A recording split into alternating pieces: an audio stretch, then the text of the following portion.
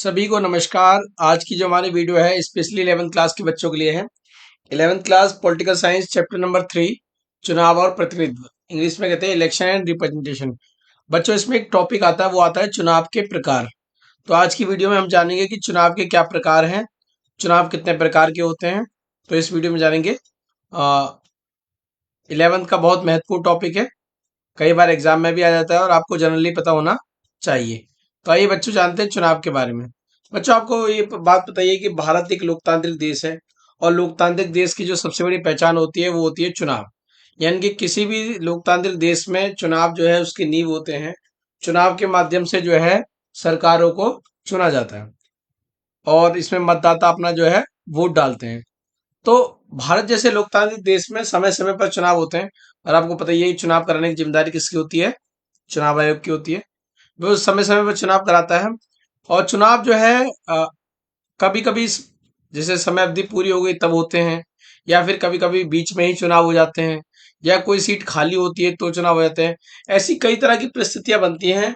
उस स्थिति में चुनाव आयोग को जो है इलेक्शन कराने पड़ते हैं। आज उन्हीं तीन परिस्थितियों के बारे में हम इस वीडियो में जानेंगे। जानिए कि चुनाव कितने प्रकार के होते हैं और बहुत इंपॉर्टेंट टॉपिक है। बच्चों, सबसे पहले हम बात करेंगे चुनाव के तीन प्रकारों में। सबसे पहला चुनाव जो होता है वो होता है आम चुनाव यानी कि जनरल इलेक्शन। दूसरा जो होता है वो होता है मध्यावधि चुनाव यानी कि मिड टर्म इलेक्शन। और थर्ड होता है उपचुनाव यानी कि बाई इलेक्शन। आप टीवी में न्यूज में देखते रहते होंगे, इलेक्शन के बारे में सुनते रहे होंगे। आज आपको बिल्कुल क्लियर हो जाएगा कि आम चुनाव क्या होता है, मध्यावधि चुनाव क्या होता है, उपचुनाव क्या होता है। बच्चों, सबसे पहले हम बात करेंगे आम चुनाव यानी कि जनरल इलेक्शन की। बच्चों, आपको पता है कि भारत में एक नियमित समय अंतराल पर चुनाव होते रहते हैं और आप सबको पता होगा जो भारत में चुनाव की अवधि है वो कितने साल रखी गई है? 5 साल। तो भारत में 5 साल बाद चाहे वो लोकसभा हो, विधानसभा हो या पंचायत हो, इन सब के चुनाव कराए जाते हैं नियमित समय अंतराल पर। ये जो चुनाव होते हैं इन्हीं को ही आम चुनाव कहते हैं। यानी कि बच्चों सीधा सा मतलब समझ लीजिए आप कि 5 साल बाद होने वाले जो चुनाव होते हैं उनको आम चुनाव यानी कि जनरल इलेक्शन कहते हैं। अगर पेपर में लिखा आता है कि आम चुनाव होने वाले हैं तो आप समझ जाना कि इनकी अवधि जो है 5 साल की बात की होगी। अभी लोकसभा 2024 में जो चुनाव हुए थे वो भी हमारे आम चुनाव हुए थे, 5 साल बाद चुनाव हुए थे। ठीक है बच्चों, तो आपको क्लियर हो गया होगा कि 5 साल बाद जो चुनाव होंगे वो क्या कहलाएंगे? आम चुनाव कहलाएंगे। चलिए आगे चलते हैं। दूसरे नंबर पे आता है, बहुत इंपॉर्टेंट है, वो है मध्यावधि चुनाव, मिड टर्म इलेक्शन। बच्चों, मिड टर्म इलेक्शन क्या होता है आइए जानते हैं। समान रूप से जो सरकार का गठन होता है वो 5 साल के लिए किया जाता है। आपको पता है कि जब इलेक्शन होते हैं एक सरकार का गठन किया जाता है और सरकार का गठन जो है 5 साल के लिए किया जाता है। जिस पार्टी को स्पष्ट बहुमत मिलता है वो जो है सरकार बनाती है।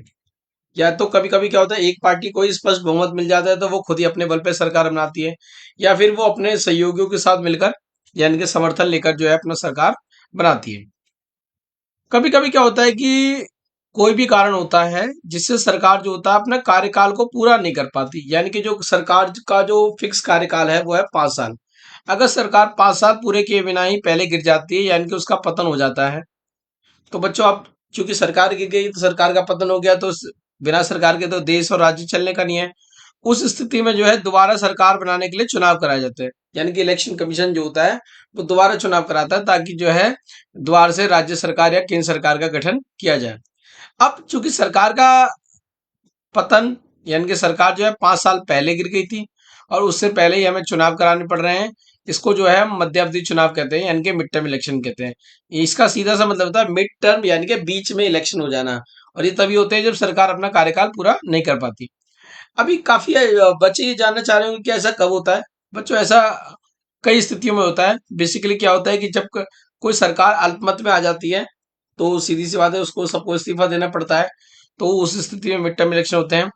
अब सरकार अल्पमत में कब होती है ये भी जानना बहुत जरूरी है। कभी कभी क्या होता है, सरकार स्पष्ट बहुमत की होती है तो सरकार चलने में कोई दिक्कत नहीं आती 5 साल। पर कभी कभी क्या होता है कि गठबंधन सरकार होती है। गठबंधन सरकार क्या होती है? जिसमें कि दो या दो से अधिक पार्टियां मिलकर सरकार को चलाती है। कभी कभी क्या होता है कि कुछ मुद्दों पर जो है असहमति हो जाती है, और जब असहमति हो जाती है तो वो पार्टी अपना समर्थन वापस ले लेती है। जब समर्थन वापस ले लेती है तो हो सकता है कि सरकार के जो पर्याप्त नंबर हो, बहुमत के नंबर हो, वो ना पहुंचे, यानी कि वो नंबर से नीचे आ जाए। उस स्थिति में जो है सरकार को इस्तीफा देना पड़ता है। यानी कि अगर समर्थन वापसी होगा तो सरकार समय से पहले गिर जाती है। उसके लिए बाद जो इलेक्शन होंगे वो मिड टर्म इलेक्शन कहलाएंगे। इसके अलावा भी समय समय पर पहले सरकार के पतन के कई कारण हो सकते हैं। आपने देखो कि दिल्ली में जब आम आदमी पार्टी की पहली बार सरकार बनी थी, जिसमें कि 28 सीटें आम आदमी पार्टी को थी, 8 सीटें उन्होंने कांग्रेस से ने अपना समर्थन दिया था।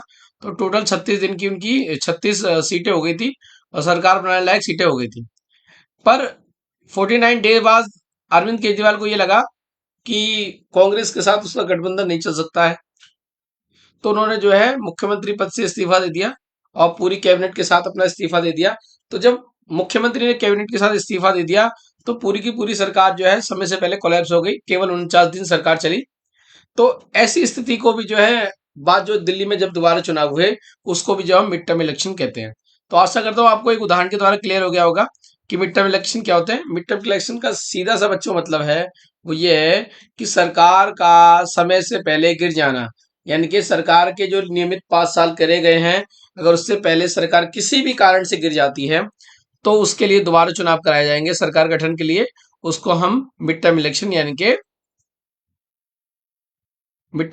यानी कि आपको मध्यावधि चुनाव कहा जाता है। आशा करता हूं कि दोनों पॉइंट आपको क्लियर हो गए कि जनरल इलेक्शन क्या होते हैं, मिड टर्म इलेक्शन क्या होते हैं। अब तीसरे पॉइंट पे चलते हैं, बहुत इंपॉर्टेंट पॉइंट है और कई बार आपने सुना होगा। अभी भी कुछ महीने पहले आपको न्यूज सुनी होगी कि कई विधानसभा क्षेत्रों के जो है उपचुनाव हुए, उनके रिजल्ट आए। तो काफी बच्चे असमंजस में देते हैं कि ये उपचुनाव क्या होते हैं। अभी हम आपको बताते हैं कि उपचुनाव क्या होते हैं, आपको बिल्कुल क्लियर हो जाएगा। कभी कभी ऐसी स्थिति आ जाती है कि किसी नेता के इस्तीफा देने के कारण या फिर किसी नेता की आकस्मिक मृत्यु के कारण या अन्य किसी कारण से भी जब कोई सीट खाली हो जाती है तो 6 महीने के अंदर सीट को भरने के लिए दोबारा चुनाव करवाए जाते हैं। ऐसे चुनाव को उपचुनाव कहते हैं। कहने का तात्पर्य क्या है कि बच्चों सरकार का गठन हो गया। अब सरकार का गठन होने के बाद जो है हर राज्य की अपनी अपनी सीटें हैं। जैसे दिल्ली में जो है एमएलए 70 है, अन्य राज्यों में अलग है। अब मान लो कोई सीट ऐसी है जो कि खाली हो गई, नेता ने इस्तीफा दे दिया। जब नेता ने इस्तीफा दे दिया तो सीधी सी बात है वो सीट खाली हो गई। या फिर कभी कभी ऐसा भी होता है कि किसी स्टेट्स में जो है नेता की मृत्यु हो गई। जब नेता की मृत्यु हो जाएगी तो सीधी सी बात है, भारत में लोकतंत्र है, अब उसकी सीट को जो हम जो है उसके बेटे को तो देंगे नहीं, तो वो सीट खाली हो जाएगी। या फिर अन्य किसी भी कारण से, अन्य किसी और कारण क्या हो सकता है कि मान लो किसी नेता को सजा हो गई। अगर 2 साल से ज्यादा किसी को सजा हो जाती है, उस स्थिति में उसको जो है डिस्क्वालीफाई कर दिया जाता है और उसकी सदस्यता जो है रद्द कर दी जाती है। और भी किसी भी कारण से यदि सदस्यता रद्द कर दी जाती है विधायक या एमपी की, तो भी सीट खाली हो जाती है। उस स्थिति में उस सीट को एक नियमित अंतराल में भरा जाता है और वो नियमित अंतराल है जिसका 6 महीने।